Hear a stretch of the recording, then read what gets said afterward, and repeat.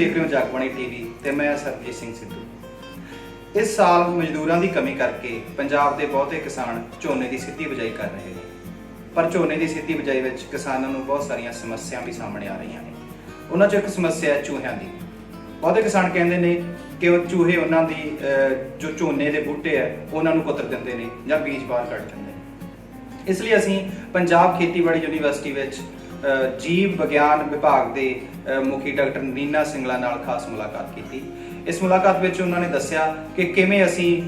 चूहियां की रोकथाम कर सकते हैं, किवें असी उन्हां लई दवाई तैयार कर सकते हैं तां जो वो साडी फसल नूं खराब ना करन।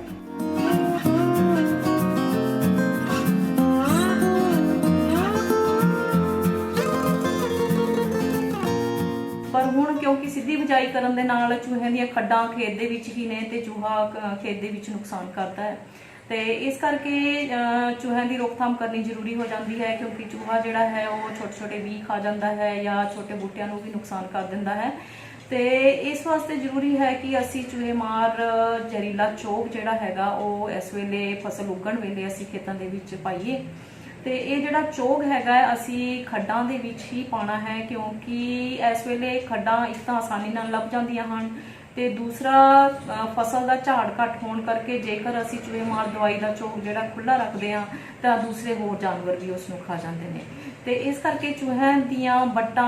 दे उत्ते या खेतां विच या आले दुआले कोई खाली पईयां जगह के उत्ते जेकर चूहियां दीयां खड्डां हन तो उन्हां खड्डां नूं एक दिन शाम नूं उन्हां दे मूँह मिट्टी दे नाल बंद कर दिओ, ते अगले दिन जड़ियां ताज़ियां खुलियां खुड्डां होणगियां उन्हां दे विच असीं चूहे मार दवाई का चोग रखना है।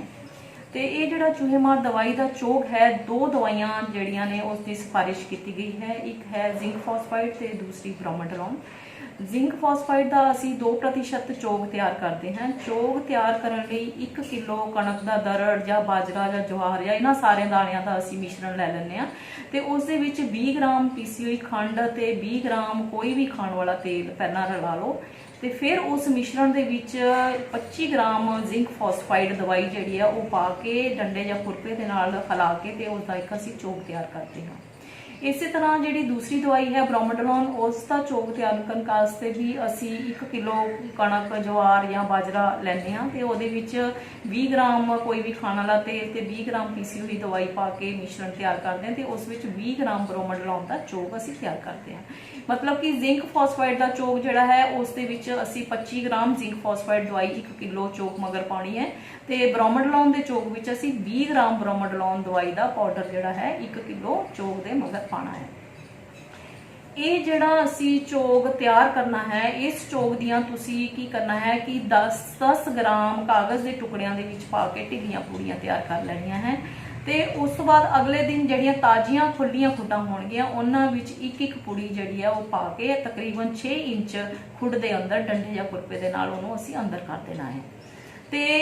एक अन्ने चूहे दी किसी जगह के उत्ते अन्ने चूहे दी खड्डां भी हुंदियां ने, जिहड़ा कि अन्ना चूहा हैगा वो मिट्टी दीयां ढेरियां ला के खड्डां बनाता हैगा ते उसदी खड्ड दा मूँह नजर नहीं आता, तो उसदी खड्ड दे विच दवाई पाउण वास्ते असीं टक मार के उसदी खड्ड दे उपरों मिट्टी हटा के मूँह नंगा करके फिर उस दे विच असीं दवाई पानी है। ठीक है, तो इस तो एक ध्यान देने वाली गल यह है कि ये जिहड़ियां दवाइयां हैगियां ने असीं चोग कदों पाने हैं। पहला तो सब तो पहला तुसीं जदों खड्डां खेत दे विच हैगियां ने ते जिंक फॉस्फाइड का चोग जिहड़ा बना के पा सकते हो। तो जिंक फॉस्फाइड का चोग खड्डां दे विच पाउण तो बाद आपां खड्डां फेर तो बंद कर देणियां ने, ते 2-3 दिनां बाद जेकर खड्डां फेर तो दोबारा खुलियां हन ते असी उन्हां खड्डां दे विच दूसरी बार दोबारा जिंक फॉस्फाइड का चोग नहीं पाना, क्योंकि जिहड़ा जिंक फॉस्फाइड का चोग है बहुत जहरीला हुंदा है ते इसनूं खाण तो 2-3 घंटियां बाद ही चूहे की मौत हो जाती है। तो जिहड़े चूहियां ने हजे चोग खाना हुंदा है जां जिन्हां ने चोग की घट मात्रा खाधी हुंदी है ते हजे मरे नहीं हुंदे, उसनूं इस दवाई का पता लग जाता है तो वो इस चोग नूं दोबारा नहीं खाते। इस करके जिंक फॉस्फाइड का चोग जदों असीं एक बारी वरत लैंदे हां ते घट्टो घट्ट 2 महीने के अंतराल तो पहलां दोबारा सानूं उस चोग का इस्तेमाल नहीं करना। तो जेकर खेत दे विचों सारियां चूहे दीयां खड्डां खत्म नहीं होईयां फिर भी चूहे जिहड़े खेत दे विच है तां तकरीबन 10 या 15 दिनां दे वक्फे दे उत्ते ते दूसरी दवाई जिहड़ी मैं तुहानूं दस्सी आ ब्रोमेडोलॉन दा चोग तुसीं तैयार करके पाना है, तो इस दे नाल फिर पूरी तरह से रोकथाम की जा सकती है। ਇੱਕ ਗੱਲ ਹੋਰ ਧਿਆਨ ਦੇਣ ਵਾਲੀ ਹੈ ਕਿ ਜ਼ਿੰਕ ਫਾਸਫਾਈਡ ਦਾ ਚੋਕ ਜਿਹੜਾ ਹੈਗਾ ਇਹ ਜਦੋਂ ਵੀ ਤਿਆਰ ਕਰਨਾ ਹੈ ਤਾਜ਼ਾ ਹੀ ਤਿਆਰ ਕਰਨਾ ਹੈ। ਇਹਦੇ ਵਿੱਚ ਪਾਣੀ ਜਾਂ ਨਮੀ ਨਹੀਂ ਲੱਗਣੀ ਚਾਹੀਦੀ, ਕਿਉਂਕਿ ਜੇ ਪਾਣੀ ਲੱਗਣ ਦੇ ਨਾਲ ਇਸ ਦੇ ਵਿੱਚੋਂ ਗੈਸ ਨਿਕਲ ਜਾਂਦੀ ਹੈ। ਫਾਸਫੀਨ ਗੈਸ ਨਿਕਲਣ ਨਾਲ ਹੀ ਇਸ ਦਾ ਅਸਰ ਹੁੰਦਾ ਹੈ, ਜੋ ਕਿ ਚੂਹੇ ਦੇ ਪੇਟ 'ਚ ਜਾ ਕੇ ਨਿਕਲਣੀ ਚਾਹੀਦੀ ਹੈ, ਪਰ ਕਿਉਂਕਿ ਜੇ ਪਾਣੀ ਲੱਗ ਜਾਏ ਤਾਂ ਇਸ ਦੀ ਗੈਸ ਪਹਿਲਾਂ ਹੀ ਨਿਕਲ ਜਾਂਦੀ ਹੈ ਔਰ ਇਸ ਦਾ ਅਸਰ ਖਤਮ ਹੋ ਜਾਂਦਾ ਹੈ। ਇਸ ਕਰਕੇ ਜ਼ਿੰਕ ਫਾਸਫਾਈਡ ਦਾ ਚੋਕ ਤਿਆਰ ਕਰੋ, ਪਾਣੀ ਨਾ ਲੱਗਣ ਦਿਓ। ਤੇ ਖੇਤ ਦੇ ਵਿੱਚ ਵੀ ਜਦੋਂ ਅਸੀਂ ਇਸ ਨੂੰ ਪਾਣਾ ਹੈ ਤੇ ਪਾਣੀ ਨਹੀਂ ਲੱਗਿਆ ਹੋਣਾ ਚਾਹੀਦਾ, ਮਿੱਟੀ ਜਿਹੜੀ ਹੈ ਗਿੱਲੀ ਨਹੀਂ ਹੋਣੀ ਚਾਹੀਦੀ, ਸੁੱਕੀ ਮਿੱਟੀ ਦੇ ਵਿੱਚ ਹੀ ਇਸ ਨੂੰ ਪਾਣਾ ਹੈ।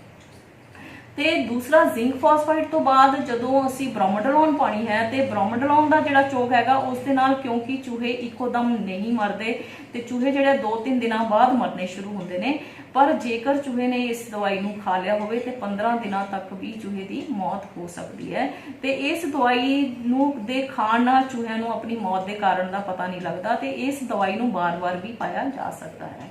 ਸੋ ਤੁਸੀਂ ਇੱਕ ਵਾਰੀ ਪਹਿਲਾਂ ਖੇਤ ਦੇ ਵਿੱਚ ਜ਼ਿੰਕ ਫਾਸਫਾਈਡ, ਹੁਣ ਫਸਲ ਉਗਣ ਵੇਲੇ ਜਿਹੜਾ ਵੀ ਨੁਕਸਾਨ ਚੂਹੇ ਕਰ ਰਹੇ ਹੈ ਉਹਨਾਂ ਦੀ ਰੋਕਥਾਮ ਲਈ ਇੱਕ ਵਾਰੀ ਤੁਸੀਂ ਜ਼ਿੰਕ ਫਾਸਫਾਈਡ ਦਾ ਚੋਕ ਬਣਾ ਕੇ ਖੇਤਾਂ ਦੇ ਵਿੱਚ ਸਾਰੀਆਂ ਖੱਡਾਂ ਜਿਹੜੀਆਂ ਜਿੰਨੀਆਂ ਵੀ ਤਾਜ਼ੀਆਂ ਖੁੱਲੀਆਂ ਖੱਡਾਂ ਹੈ ਉਹਨਾਂ ਦੇ ਵਿੱਚ ਜ਼ਿੰਕ ਫਾਸਫਾਈਡ ਦਾ ਚੋਕ ਪਾ ਦਿਓ। ਤੇ ਜੇਕਰ ਹਫ਼ਤੇ 10 ਦਿਨਾਂ ਬਾਅਦ ਤੁਸੀਂ ਦੁਬਾਰਾ ਦੇਖੋਗੇ ਜੇ ਤੁਹਾਨੂੰ ਕੋਈ ਚੂਹਾ ਨਜ਼ਰ ਆਉਂਦਾ ਹੈਗਾ ਤੇ ਫਿਰ ਬ੍ਰੋਮੋਡੋਲੋਨ ਦਾ ਚੋਕ ਜਿਹੜਾ ਹੈ ਉਹ ਤੁਸੀਂ ਦਾ ਚੋਕ ਤਿਆਰ ਕਰਕੇ ਤੁਸੀਂ ਖੱਡਾਂ ਦੇ ਵਿੱਚ ਪਾਣਾ ਹੈ। ਅਸੀਂ ਖੱਡਾਂ ਦੇ ਵਿੱਚ ਹੀ ਚੋਕ ਪਾਣਾ ਹੈ। ਚੋਕ ਜਿਹੜਾ ਹੈ ਉਹ ਇੱਧਰ ਉੱਧਰ ਅਸੀਂ ਖਿਲਾਰਨਾ ਨਹੀਂ ਹੈ, ਸੁੱਟਣਾ ਨਹੀਂ ਹੈ, ਕਿਉਂਕਿ ਦੂਸਰੇ ਜਾਨਵਰ ਜਿਹੜੇ ਨੇ, ਜਿਹੜੇ ਸਾਡੇ ਕੁਦਰਤੀ ਦੁਸ਼ਮਣ ਵੀ ਹਨ ਕੁਝ ਚੂਹਿਆਂ ਦੇ, ਜਾਂ ਕੁਝ ਜਾਨਵਰ ਜਿਹੜੇ ਕਿ ਸਾਡੇ ਵਾਤਾਵਰਣ ਵਾਸਤੇ ਜਿਨ੍ਹਾਂ ਦੀ ਬਹੁਤ ਜ਼ਿਆਦਾ ਜ਼ਰੂਰਤ ਹੈ, ਲਾਭਦਾਇਕ ਨੇ, ਜਿਸ ਤਰ੍ਹਾਂ ਲਾਭਦਾਇਕ ਪੰਛੀ ਹੁੰਦੇ ਨੇ, ਉਹਨਾਂ ਦੀ ਵੀ ਮੌਤ ਹੋ ਸਕਦੀ ਹੈ, ਉਹ ਵੀ ਉਸ ਚੋਕ ਨੂੰ ਖਾ ਸਕਦੇ ਨੇ। ਇਸ ਕਰਕੇ ਚੋਕ ਇਸ ਵੇਲੇ ਸਿਰਫ ਖੱਡਾਂ ਦੇ ਵਿੱਚ ਹੀ ਪਾਣਾ ਹੈ, ਖੁੱਲਾ ਚੋਕ ਜਿਹੜਾ ਹੈ ਨਹੀਂ ਰੱਖਣਾ ਹੈ। ਬਾਕੀ ਗੱਲ ਇਹ ਹੈ ਕਿ ਜਦੋਂ ਅਸੀਂ ਇੱਕ ਕੱਲਾ ਫਾਰਮਰ ਜੇ ਆਪਣੇ ਖੇਤ ਦੇ ਵਿੱਚ ਜ਼ਿੰਕ ਫਾਸਫਾਈਡ ਜਾਂ ਬ੍ਰੋਮੋਡੋਲੋਨ ਦੇ ਚੋਕ ਦੀ ਇਸਤੇਮਾਲ ਕਰਦਾ ਹੈ ਤੇ ਆਲੇ ਦੁਆਲੇ ਦੇ ਖੇਤਾਂ ਦੇ ਵਿੱਚੋਂ ਮੁੜ ਦੁਆਰਾ ਫਿਰ ਚੂਹੇ ਆ ਜਾਂਦੇ ਨੇ ਉਸ ਖੇਤ ਦੇ ਵਿੱਚ। ਤਾਂ ਇਸ ਕਰਕੇ ਇਹ ਵੀ ਜ਼ਰੂਰੀ ਹੈ ਕਿ ਇਸ ਵੇਲੇ ਜਿਹੜੀ ਹੈ ਚੂਹੇ ਮਾਰ ਮੁਹਿੰਮ ਪਿੰਡ ਪੱਧਰ ਤੇ ਚਲਾਈ ਜਾਣੀ ਚਾਹੀਦੀ ਹੈ, ਜਿਹਦੇ ਵਿੱਚ ਸਾਰੇ ਪਿੰਡ ਦੇ ਕਿਸਾਨ ਵੀਰ ਇਕੱਠੇ ਹੋ ਕੇ ਜਿਹੜੇ ਨੇ ਚੂਹਿਆਂ ਦਾ ਖਾਤਮਾ ਕਰ ਸਕਣ। ਇੱਕੋ ਸਮੇਂ ਦੇ ਉੱਤੇ ਸਾਰੇ ਆਪਣੇ ਖੇਤਾਂ ਦੇ ਵਿੱਚ ਜੇਕਰ ਦਵਾਈ ਪਾਣਗੇ ਤਾਂ ਅਸੀਂ ਪੂਰੀ ਤਰ੍ਹਾਂ ਇਸ ਚੂਹਿਆਂ ਦੇ ਹਮਲੇ ਤੋਂ ਬਚ ਸਕਦੇ ਹਾਂ। ਇਸ ਤੋਂ ਇਲਾਵਾ ਖੇਤਾਂ ਦੇ ਵਿੱਚ ਨਦੀਨ ਤੇ ਘਾਹ ਫੂਸ ਜਿਹੜੇ ਹਨ ਉਹ ਵੀ ਚੂਹਿਆਂ ਨੂੰ ਸੱਦਾ ਦਿੰਦੇ ਨੇ ਤੇ ਇਹਨਾਂ ਨੂੰ ਵੀ ਸਿਫਾਰਿਸ਼ ਕੀਤੇ ਢੰਗ ਦੇ ਨਾਲ ਸਾਨੂੰ ਸਮੇਂ-ਸਮੇਂ ਸਿਰ ਤੇ ਸਾਫ਼ ਕਰਦੇ ਰਹਿਣਾ ਚਾਹੀਦਾ ਹੈ।